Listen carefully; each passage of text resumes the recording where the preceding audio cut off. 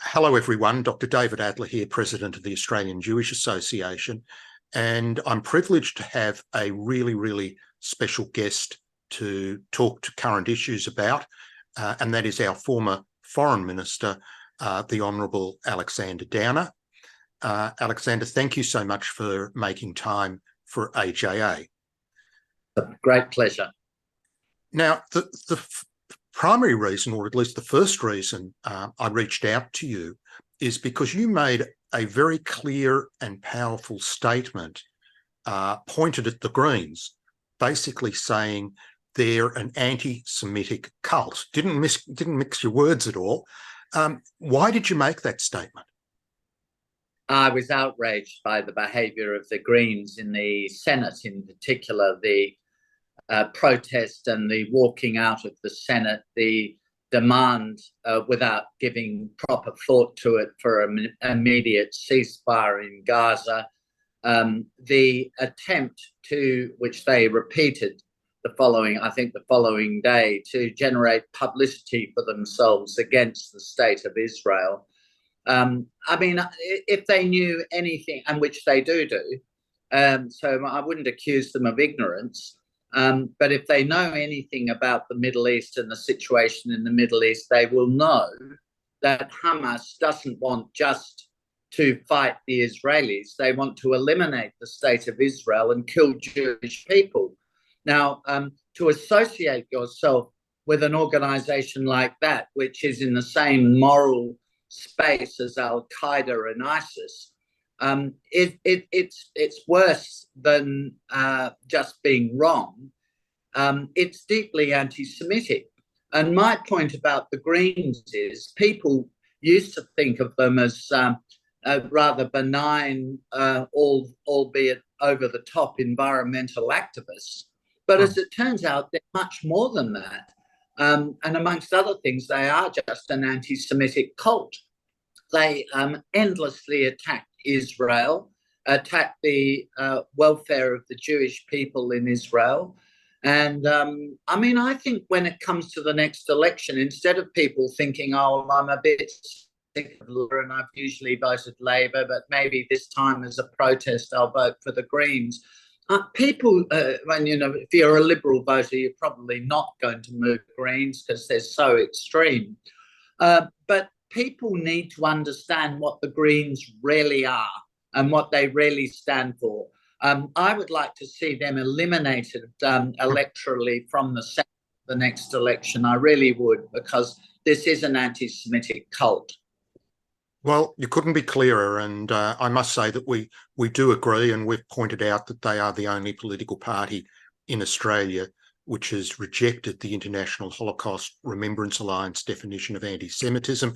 So even from that technical perspective, they meet the criteria of being an anti-Semitic organisation. Well, let's move on to a little bit more mainstream. What's your observation of the way that the current Labor government has dealt with Israel policy and the current conflict? I don't think I think they've been okay, but I don't think they are crystal clear.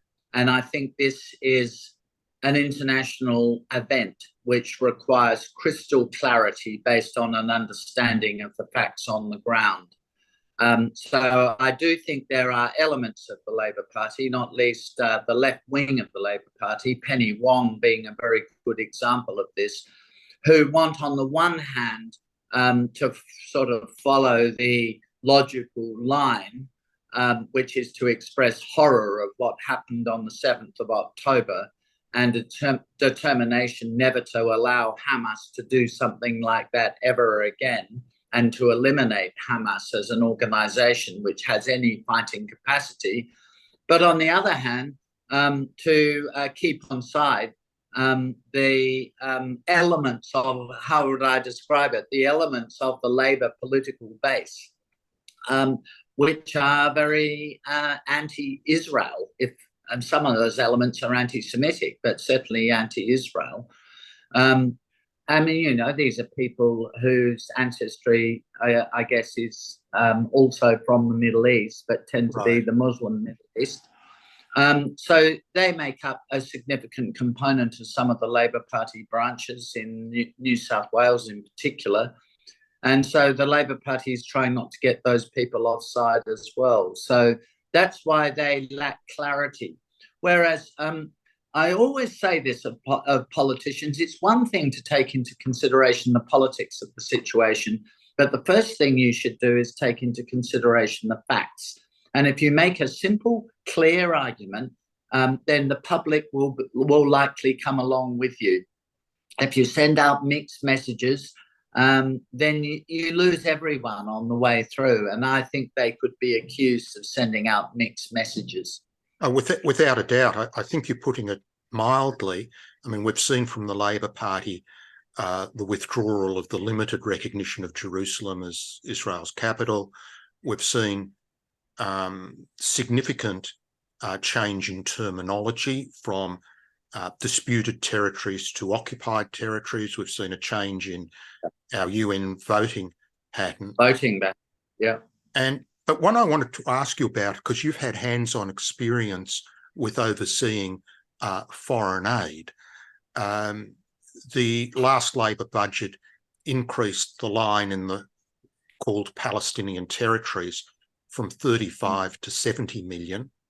And since the 7th of October, Penny Wong has announced a further, I think, $20 million or thereabouts in aid. How on earth can a country like Australia exercise any reasonable controls on foreign aid that goes to the Palestinian Territories? On the one side, you've got the Pay for Slay program. On the other, you've got an area controlled by Hamas. What's your view on what happens to Australian foreign aid? So I'm not sure nowadays exactly how it's distributed. When I was the minister, we provided some aid to UNRWA. So I went and visited the Middle East on one occasion. After visiting Israel, I went to the West Bank, and then I went down to Gaza, and I had a look at the UNRWA operations in Gaza. I would say they are hugely political and very biased against Israel. And UNRWA don't help to calm the influence of extremism in the Palestinian territories, and in particular in Gaza. So I wouldn't give them any support anymore. I think, and more than that, I think the UN has behaved disgracefully. I think the UN has played itself completely out of this whole issue. And I think that in three different ways. First of all, historically, by the huge number of resolutions that are passed by the United Nations General Assembly condemning Israel. I think last year in 2022, there were 15 resolutions passed by the General Assembly condemning Israel, and there were 13 resolutions condemning anywhere else in the rest of the world. I mean, you smile. Well, it'd be a joke if it wasn't so serious. This world body, and it just discredits it. I think the statements made by the Secretary General on occasions have been absolutely disgraceful. And then we saw in Australia recently the visit by the United Nations rapporteur, whose name happens to be Albanese. And I mean, she's attacking the Israelis of genocide and so on. I mean, you can't take the UN seriously. It's behaved disgracefully. So a lot of the aid is being funneled through the UN. I mean, you have to be very careful with the aid you provide to the Palestinian territories, because the Palestinian territories are controlled by extremists. And, in particular, Gaza, I mean, is controlled by Hamas. And don't believe people who say, well, Hamas may be in control, but that's not the same thing as the public. They're hugely popular in Gaza. A recent opinion poll, which is well worth examining in quite some detail, by Berzait University, which is, after all, a Palestinian university, shows how incredibly popular Hamas is throughout the Palestinian territories. And the popularity of Hamas explains why the Palestinian Authority hasn't for years and years held any elections, because they're frightened that Hamas will get control of the West Bank as well through the electoral process, which I guess they would. So when you are distributing aid through official organizations in the Palestinian territories, that is who you're giving the aid to. That is who you're I mean, unless you find another neutral way of distributing aid, you've got to be very, very careful what you do. Let me make one other point. How do you think Hamas afford to build all these tunnels? I mean, just imagine the cost. It's said they have built. I don't know if this is true, by the way, but it's said they built 500 kilometers of tunnels. But anyway, let's say that's an exaggeration, but it would be hundreds of kilometers of tunnels. I mean, look at the cost of building tunnels in the snowy mountains at the moment. Just imagine the cost just of building those tunnels, not just the cost of buying sophisticated weaponry, building rockets to fire at civilian targets in Israel. Just imagine the huge cost of all of that. No, Australian money would not directly be going into paying for any of that. I mean, I understand that, and the UN wouldn't either, but money is fungible. And so what the Palestinian authorities, particularly Hamas in Gaza, what they don't have to spend on things like health and education and developing proper facilities for the public, they can then spend on building their tunnels and buying their weapons. I know they get support from Iran and from Qatar as well, but so when you're providing a lot of aid to the Palestinian territories, think about what you're doing and what are the implications of that. I mean, I'm not so much into giving aid to parts of the world where I know that the authorities in power are diverting resources away from humanitarian and social benefits for the public into military operations.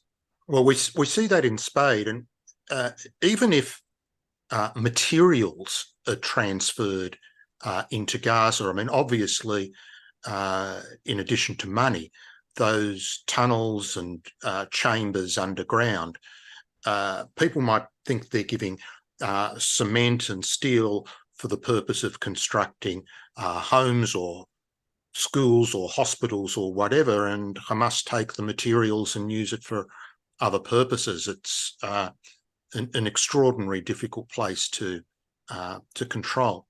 There has been, you mentioned that Hamas is very popular throughout the Palestinian territories. There was a very recent survey just published on the 14th of November, where a question was asked about the level of support for what Hamas did on the 7th of October. And you can almost guess the answer before I say it. The sample was taken not just in Gaza, but also in Jerusalem and in places and parts of Judea, Samaria, which you're calling the West Bank. I'll work on that. And close on about 75% supported what Hamas did on the 7th of October, either strongly or moderately supported it. So in addition to the entity of Hamas having support, their modus operandi also has support.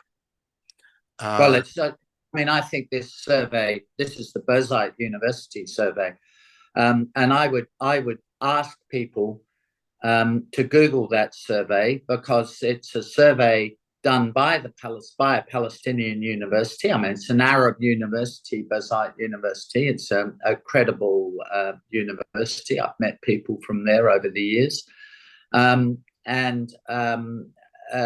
it is quite a big survey, and as you say, it's done in not just Gaza, but throughout the Palestinian territories, you could say that.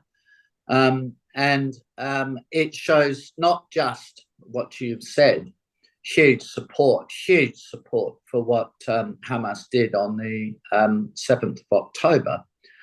But it makes it very clear there is no support, almost no support in the Palestinian territories for a two-state solution. And I was going to ask you about that.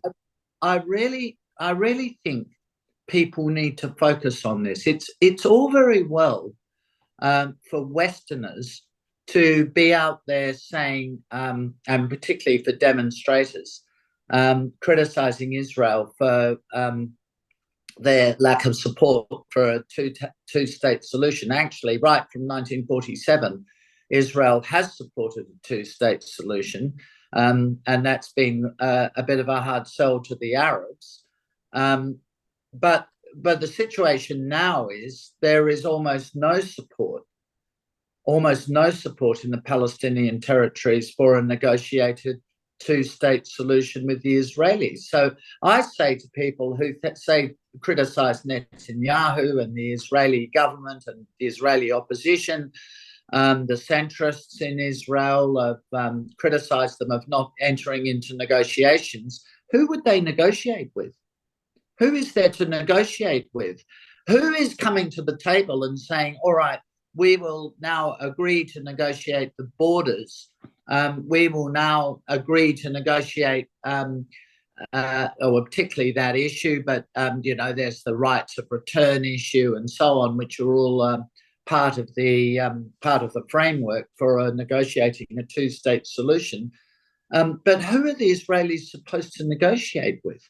I've got to let you know that our organisation believes that there is no such thing as a two-state solution in front of us at the moment.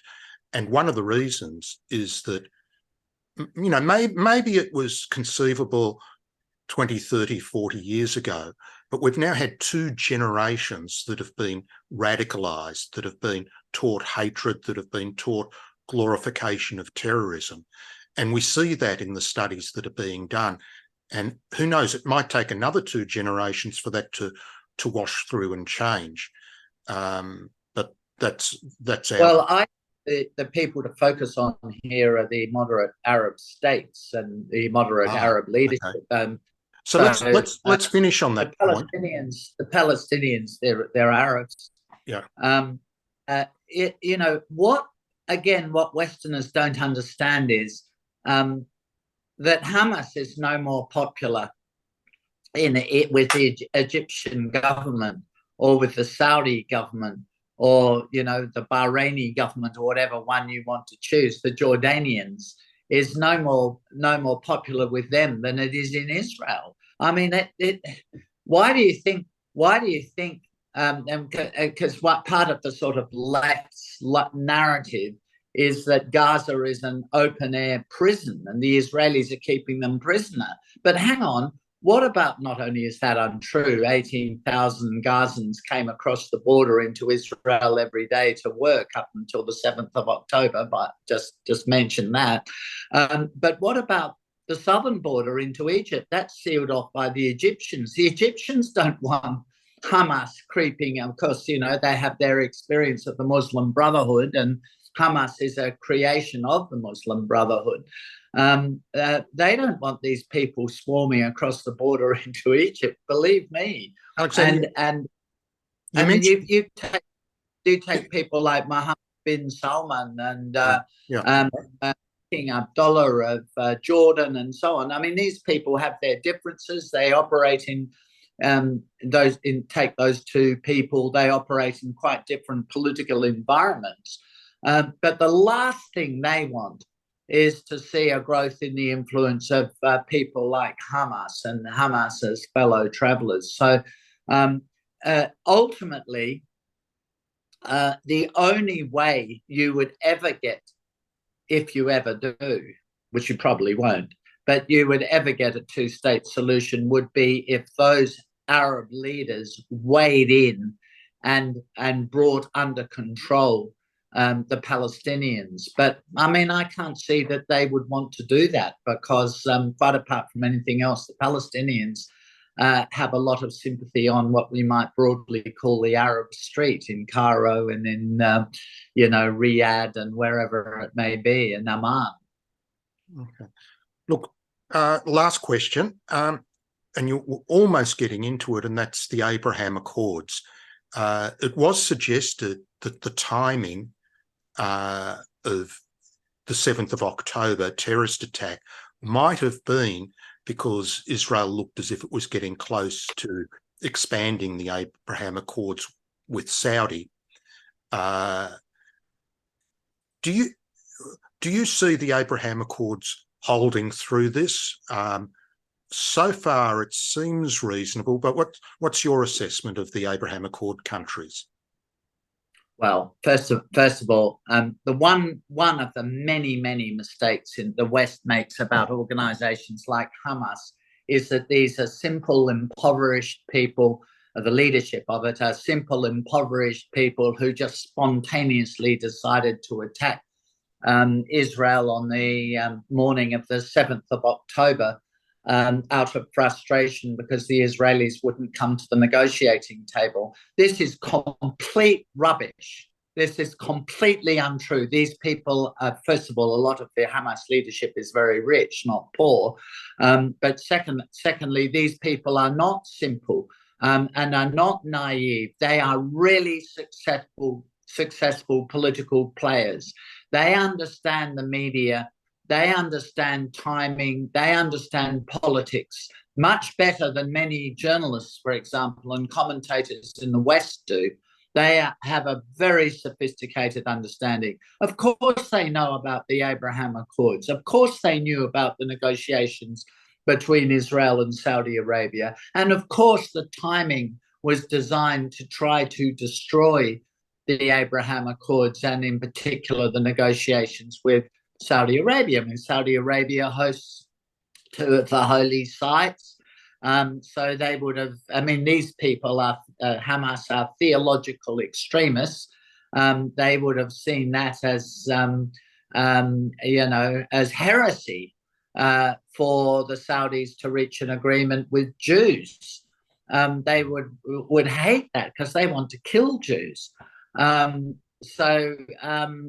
timing is all tied up with that. Do I think the Abraham Accords will survive? Yes, I do, because I think the Arab leaders,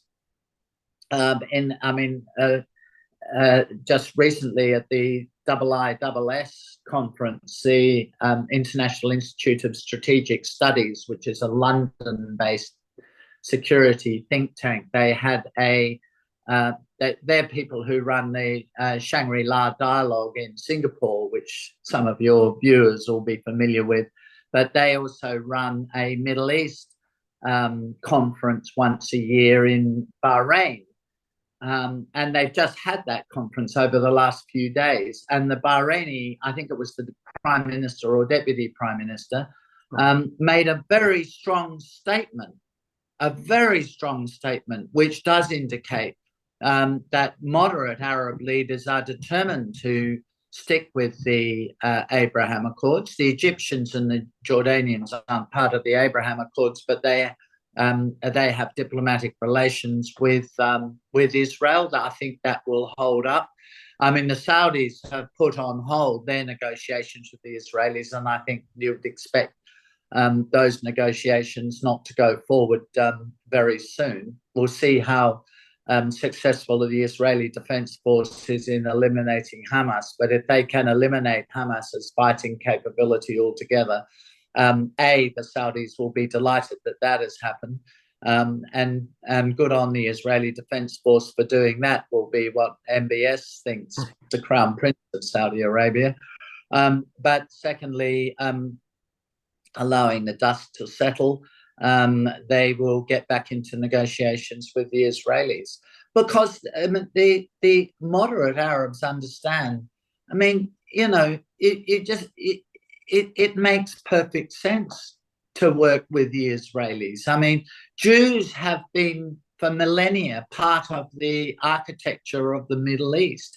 It's only in the last 100 or so years they've been driven out of the Arab lands. As I was saying the other day, 25 to 30% of the population of Baghdad in 1900 was Jewish. I mean, the Jews were families like the Sassoon family, which were Iraqi Jewish families, were a hugely important part of the Iraqi economy.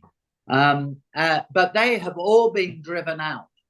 Some of them, of course, left once Israel was created in order to get to Israel, to a Jewish state. But, you know, after millennia of persecution, you maybe want to go and live with your own people rather than being persecuted. Yeah. Understand this. They are happy to work with Israel, the moderate Arabs, and we should encourage that. And I regard the Abraham Accords as one of the, and I'm no great fan of Donald Trump's, but it was a great achievement of the Trump administration. Well, Alexander Downer, thank you so much for your time. Very interesting discussion, and really we like your principled clarity a great deal, and I hope it's not the last of our discussions. Thank you so much. It's a great pleasure, David.